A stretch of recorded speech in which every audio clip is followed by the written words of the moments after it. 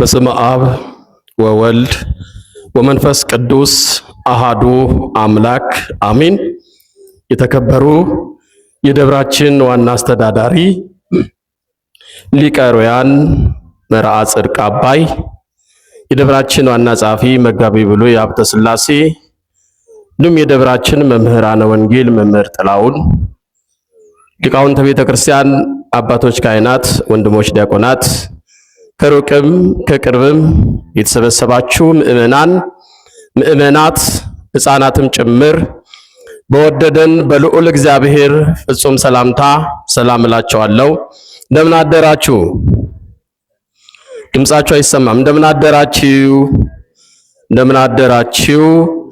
እግዚአብሔር ይመስገን ብለን ስሙን እንድናመሰግን ስሙን እንድንጠራ የፈቀደልን የአባቶቻችን አምላክ የሰራዊት ጌታ ልዑል እግዚአብሔር ይችን ሰዓት ባርኮ ቀድሶ ስለሰጠን ስለማይነገር ስጦታው ክብርና ምስጋና ለእርሱ ይሁን። እናታችን ወላዲተ ቃል ወላዲተ አምላክ ማኅደረ መለኮት ንጽሕት ቅድስት ድንግል ማርያም ምስጋና ይድረሳት። ቅዱሳን መላእክቱና ቅዱሳን ሁሉ በየደረጃቸው ምስጋና ይድረሳቸው። እንኳን አደረሳቸው ለሁለተኛ ወይም ዳግማይ ትንሣኤ ለሳምንቱ በሰላም ያደረሰን አምላክ በድጋሜ ክብርና ምስጋና ይድረሰው። እንግዲህ መታዘዝ ከሰነፍ መስዋዕት ይበልጣል። ሰነፍ ከሚያቀርበው መስዋዕት መታዘዝ ይበልጣል። አባቶቻችን በመታዘዛቸው ክብር አግኝተዋል። ለትንሹም ለትልቁም ይታዘዛሉ። በይበልጥ ደግሞ ለፈጠራቸው አምላክ ለእግዚአብሔር በመታዘዛቸው በእግዚአብሔር ዘንድ ተወዳጅነትን አትርፈዋል። በረከተ ሥጋ በረከተ ነፍስ አግኝተዋል። እንግዲህ መምህራን አሉ። መምህር ጥላሁን፣ መምህር ገለታ፣ ከምንም በላይ ደግሞ የምንወዳቸው የምናከብራቸው መምህር ናቸው፣ ሊቅ ናቸው። የደብራችን ዋና አስተዳዳሪ ሊቀ ኅሩያን አሉ። ግን ለመታዘዝ ከፊታችሁ ቆሜያለሁ። ለተወሰነ ደቂቃ ትንሣኤውን በተመለከተ እንማራለን። የሚያስተምር እግዚአብሔር ነው። እግዚአብሔር ሲያስተምር በኃጢአት የወደቁ በጽድቅ ይነሳሉ። እግዚአብሔር ሲያስተምር የደከሙ ይበረታሉ፣ ያዘኑ ይጽናናሉ፣ የራቁ ይቀርባሉ፣ የተጣሉ ይታረቃሉ። እግዚአብሔር በቃሉ ሁላችንንም ያሳርፈን። ሕያውን ከሙታን መካከል ለምን ትፈልጉታላችሁ? የሉቃስ ወንጌል ምዕራፍ 24 ቁጥር 4 ላይ የተመዘገበውን ኃይለ ቃል መነሻ በማድረግ ለተወሰነ ደቂቃ እንማራለን። አሁን ትንሣኤውን የምንናገርበት ትንሣኤውን የምንመሰክርበት ወቅት ነው። ከሞት በስተጀርባ ሕይወት፣ ከመቃብር በስተጀርባ ትንሣኤ አለና የትንሣኤው በኩር ትንሣኤያችንን በትንሣኤው ያረጋገጠው ጌታ ሞቶ አልቀረም ተነስቷልና መቃብር ክፈቱልኝ፣ መግነዝ ፍቱልኝ ሳይል በኃይሉ በስልጣኑ ተነስቷል። እንኳን ደስ አላችሁ፣ አመስግኑ። እግዚአብሔር የተመሰገነ ይሁን። አባቶቻችን በሕማሙ በመከራ ወቅት የሳቁ በረከት ያጣሉ። ከአይሁድ ወገን ናቸው፣ ከክርስቶስ ግን ወገን አይደሉም ይላሉ ሊቃውንቱ። በትንሣኤው ደግሞ ያለቀሱ ያዘኑ ደግሞ የትንሣኤው ተቃራኒ ናቸው፣ ከአይሁድ ወገን ናቸው። ምክንያቱም ክርስቶስ ሲነሳ አይሁዳውያን ከፍቷቸው ነበር። ጠላት ዲያብሎስ ከፍቶት ነበረ። ሞትን ድል አድርጎ ሲነሳ መቃብሩ ባዶ ሲሆን ድንጋዩ ተንከባሎ መቃብሩ ሲከፈት የኛ ጌታ መድኃኔ ዓለም በኃይሉ በስልጣኑ ሲነሳ የሰሙ አይሁዳውያን ሰቃላያን በሙሉ አዝነው ነበረ፣ ከፍቷቸው ነበረ። አንገታቸውን ደፍተው አቀርቅረው ነበረ። ትንሣኤው ሲነገር ግን የትንሣኤው ተሳታፊ የሆኑ የክርስቶስ ወዳጆች የሆኑ እንዲሁም እናቱን ጨምሮ እናታችን ድንግል ማርያም በደስታ በሐሴት ተሞልተው ነበረ። ትንሣኤው ያስገርማል። ይነሳል ብለው አልጠበቁም። በቃ ቀበር ነው፣ መቃብሩን ደፈን ነው። በ99 መቆለፊያ ቆለፉት። በብዙ ሺህ የሚቆጠሩ ወታደሮች መቃብሩን አስጠበቁ። መቃብሩን ምናልባት ሌሊት መተው ወዳጆቹ ደቀ መዛሙርቱ ወስደውት ተነስቷል ብለው ለሕዝቡ በሐሰት እንዳይናገሩ ብለው ወደ መቃብሩ አስቡ። ሐዋርያት የታጠቁት መሳሪያ የለም።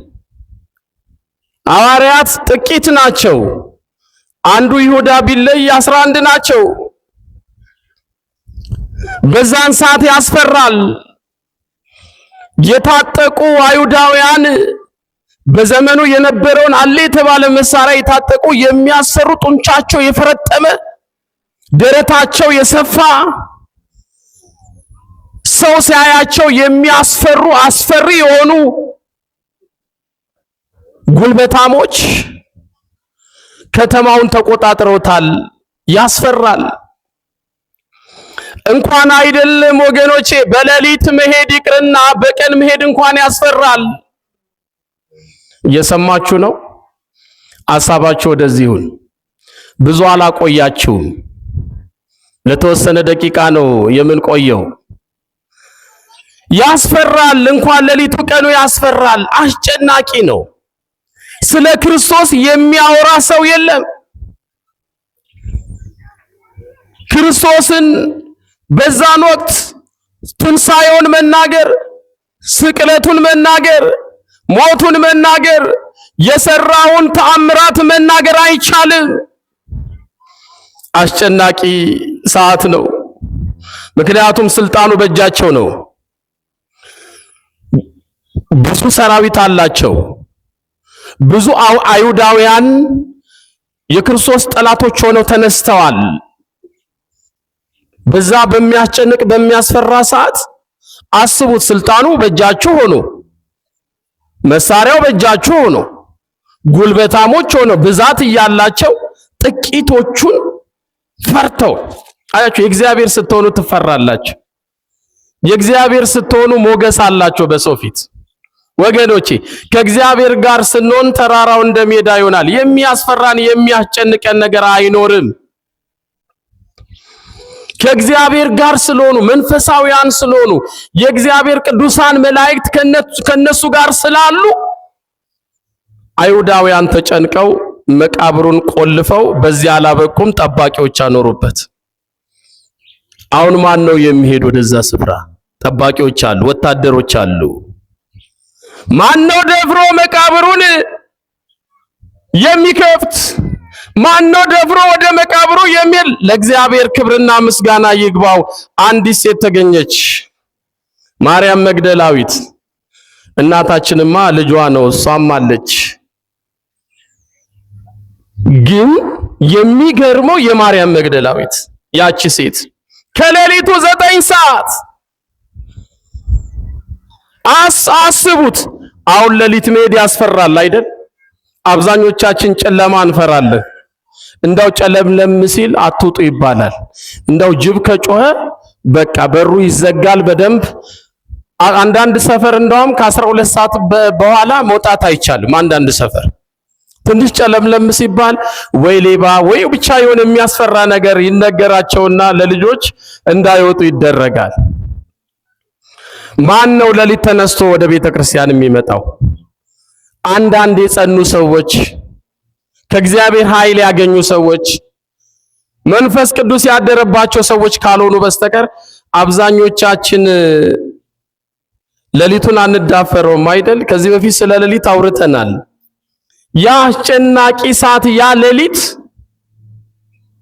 ጭር ያለ ሰዓት፣ ሰው የሌለበት ሌሊት ማርያም መግደላዊት ከሌሊቱ 9 ሰዓት ወደ መቃብሩ ስፍራ ገሰገሰች። አሁን መቃብር ስፍራ እንደው አንዳንድ ሰው ይፈራል። መቃብር ስፍራ እንዳው ድንጋይ የተጫነበት ሰው ተነስቶ እንዳው አንተ የሚለው የሚያናግረው የሚመስለው ሰው አለ። በመቃብር ስፍራ እኮ አይሄድም። አንዳንድ ሰው መቃብር ስፍራ አትሂዱ ይባላል። ብዙ ትርጉም ይሰጠዋል። ማርያም መግደላዊት ግን ሌሊት ነው ወደ መቃብሩ ስፍራ ሄደችው። ሳትፈራ በድፍረት የአምላኳ ፍቅር፣ የጌቷ ፍቅር፣ የክርስቶስ ፍቅር፣ የአማኑኤል ፍቅር፣ የኢየሱስ ክርስቶስ ውለታ በሌሊት መቃብሩ ስፍራ እንድትገኝ አድርጓታል። ወገኖቼ አሁን እኮ በዚህ ሰዓት ቤተክርስቲያን መተን የምናስቀድሰው ቃለ እግዚአብሔር የምንሰማው ጊዜያችንን መስዋዕት አድርገን ቁጭ ብለን የእግዚአብሔርን ቃል የምንሰማው ፍቅሩ ስላለ ነው በውስጣችን። ደስ ይበላችሁ፣ ደስ ይበላችሁ። ስለወደድነው አይደል ክርስቶስን። ሌላ ምን ሊያመጣን ይችላል ወደዚህ ስፍራ? ስላመንን አይደለ? ስለገባን ስለተረዳን አይደለ? እግዚአብሔር መረዳታችንን እጥፍ አድርጎ ይጨምርልን። አሚን በሉ። አዎ ሃይማኖታችንን እንድንጠብቅ፣ በእምነታችን እንድንጸና፣ ምግባራችንን እንድናቀና እግዚአብሔር ሁላችንን በቸርነቱ ይርዳን። አሜን በሉ። ማርያም መግደላዊት መቃብሩ ስፍራ ደርሳ ነጭ የለበሰ ሰው ቆሞ አየች። ነጭ ልብስ የለበሰ ከበረዶ የነጣ ይሉታል አባቶቻችን። ነጭ ልብስ ለብሶ ቆሞ አየችው። አንቺ ሴት ከዚህ ምን ትፈልጋለሽ አላት። በመጀመሪያ የእግዚአብሔር መልአክ ነው ጥያቄውን የጠየቀው። አንቺ ሴት ከዚህ ምን ትፈልጋለሽ አላት። ጌታዬን ነው የምፈልገው፣ መቃብሩ ስፍራ ሄጄ አጣሁት፣ አንተ ወስደኸውም እንደሆነ አላገኘሁትም። ሕያውን ከሙታን መካከል ለምን ትፈልጊዋለሽ? እርሱ የለም ተነስቷል አላት። ክብር ለእግዚአብሔር ይሁን። አሚን ብላችሁ እግዚአብሔርን አመስግኑ። የእግዚአብሔር መልአክ የምስራች ነገራት። እንደተናገረ ተነስቷል። መቃብር ሊይዘው አይችልም። ሞት ሆይ መውጊያ ወዴት አለ? ሞት ሊያሸንፈው አይችልም። ሞትን የሚገዛ በሞቱ ሞትን የሚያጠፋ ሞትን የሚሽር የትንሣኤው ጌታ የብርሃኑ ጌታ ሞትን በሕይወት ለውጦ መቃብርን በትንሣኤ ለውጦ ተነስቷል። ክብር ለአምላካችን ለኢየሱስ ክርስቶስ ይሁን። ፍለጋዋን ቀጠለች። በኋላም መቃብሩ ባዶ ነው። ከመቃብሩ በስተጀርባ ትንሽ ራቅ ብሎ በአትክልቱ ስፍራ ነጭ ልብስ የለበሰ ሰው አየች። አንተ ወስደውም እንደሆነ ንገረኝ፣ ወዴት አደረስከው? ጌታዬን አጣሁት፣ መቃብሩ ባዶ ነው እያለች ስትለው ማርያም አላት። ማርያም በሉ እስቲ፣ ድምጻችሁ አይሰማም። ማርያም በሉ። ማርያም አላት። አያችሁ፣ የበጎቹን ድምፅ ያውቃል ክርስቶስ። በስሟ ጠራት። እሷ ደግሞ ባለውለታዋን አምላኳን ፈጣሪዋን ታውቀዋለች።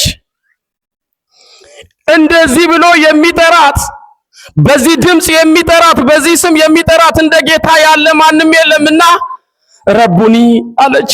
በዕብራይስጥ ረቡኒ ማለት መምህሬ፣ አስተማሪ፣ ትላንትና ታሪኬን የለወጥከው፣ ነገሬን የገለበጥከው፣ ትላንትና ከሞት ወደ ሕይወት ከግራ ወደ ቀኝ የመለስከኝ፣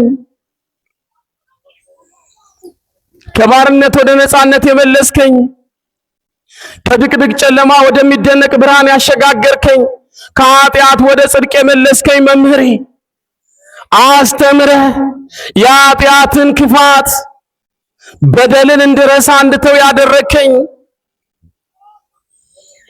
ምድራዊውን ሳይሆን ሰማያዊውን፣ ጊዜያዊውን ሳይሆን ዘላለማዊውን የሚቀረውን የሚጠፋውን የሚያልፈውን ሳይሆን የማያልፈውን ዘላለማዊውን እንድመርጥ ያደረከኝ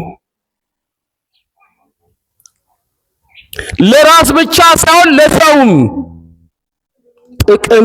ለሰውም ጥቅም መቆም እንዳለብኝ ያስተማርከኝ፣ ትህትናን ያስተማርከኝ፣ የትህትና መምህር፣ ትዕግስትን ያስተማርከኝ የትዕግስት መምህር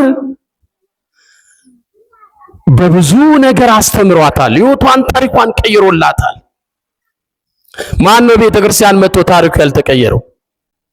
ማን ነው ቤተክርስቲያን መጥቶ ያላረፈው? ማን ነው በዚህ ቅድስና ስፍራ ተገኝቶ ጸሎቱ ያልተሰማው?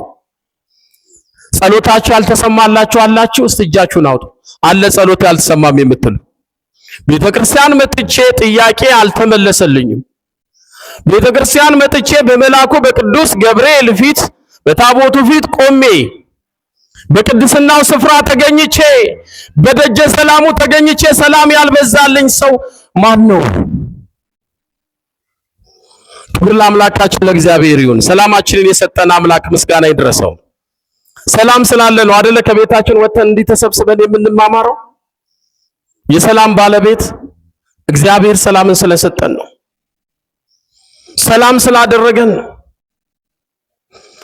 ስለዚህ ማርያም መግደላዊት ረቡኒ መምህር ያለች ማርያም አትንኪኝ፣ ወደ አባቴ ወደ አባታችሁ ወደ አምላኬ ወደ አምላካችሁ አላረኩምና እንዳትነኪኝ፣ የደሽ ለደቀ መዛሙርቴ መነሳቴን ንገሪያቸው። አሁን መልእክተኛው ነች ማለት ነው ማርያም መግደላዊት። እዚህ ጋር አንድ ነጥብ ያዙልኝ። ብዙዎች የተሰናከሉበት ቃል አለ፣ ይሰማችኋል አይደል? ወደ አምላኬ ወደ አምላካችሁ። እንዴ አምላክ አይደለም እንዴ ወደ አምላኬ ለምን ይላል የሚል ጥያቄ ይነሳል። እዚህ ጋር ያዙልኝ። ይህንን በደንብ ማወቅ አለባቸው። አንድምታው ምን ይላል? የቤተ ክርስቲያን አስተምሮ ትርጓሚው ምን ይላል? ሌሎች በገዛ ፈቃዳቸው እንደፈለጋቸው ይተረጉሙታል፣ እንዳሻቸው ይተረጉሙታል። በራሳቸው ስሜት፣ በራሳቸው ፈቃድ፣ በራሳቸው መንገድ ይተረጉሙታል። ቤተ ክርስቲያን ግን እንዲህ ብላ ትተረጉመዋለች። ክብር ለአምላካችን ለእግዚአብሔር ይሁን። አምላኬ ማለቱ ስጋ መልበሱን ለማጠየቅ በአዳም ተገብቶ ነው ይላሉ አባቶቻችን ሊቃውንት።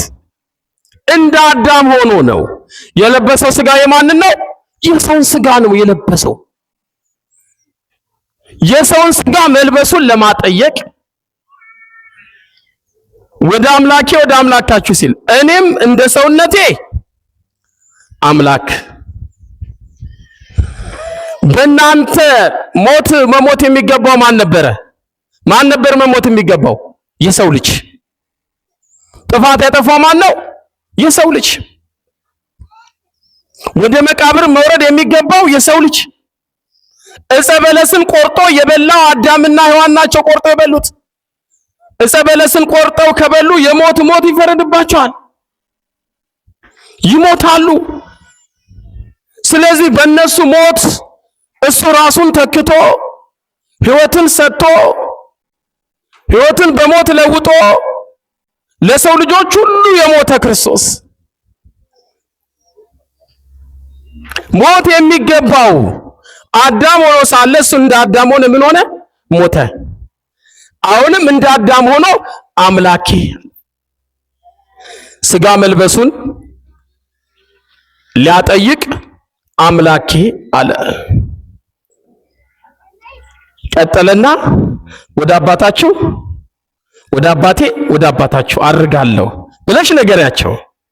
አባቴ ሲል እግዚአብሔር ወልድ ልጅ ነው፣ እግዚአብሔር አብ አባቱ ነው። ምስጢረ ሥላሴን ለመግለጥ ማርያም መግደላዊት ይህንን ከሰማች በኋላ መነሳቱን ካረጋገጠች በኋላ መቃብሩ ባዶ መሆኑን ካረጋገጠች በኋላ እየበረረች ወደ ደቀ መዛሙርቱ ሄደች። ደቀ መዛሙርቱ ሐዋርያቱ ባሉበት ቤት ተገኝታ መነሳቱን ነገረቻቸው። የደስታ ቀን ነው፣ ደስ የሚል ቀን ነው። አሁን ሞት የለም ሕይወት እንጂ፣ መቃብር የለም ትንሣኤ እንጂ። ወገኖቼ የሌሎች ሃይማኖት መስራቾች አፈር ተቆልሏቸዋል። መቃብራቸው በምድር ላይ አለ። የተነሳ የሃይማኖት መስራች የለም። ነፍሳቸው የት እንዳለች አናውቅም። የነ ሉተር የነ አርዮስ ሌላ ሃይማኖት እየመሰረቱ መቃብራቸው አለ። በስብሷል መቃብራቸው። የኛ ሃይማኖት መስራች በደሙ ይቺን ቤተክርስቲያን ያቆማት የመሰረታት ጌታ በመቃብር የለም፣ ተነስቷል። ክብር ለአምላካችን ለኢየሱስ ክርስቶስ ይሁን።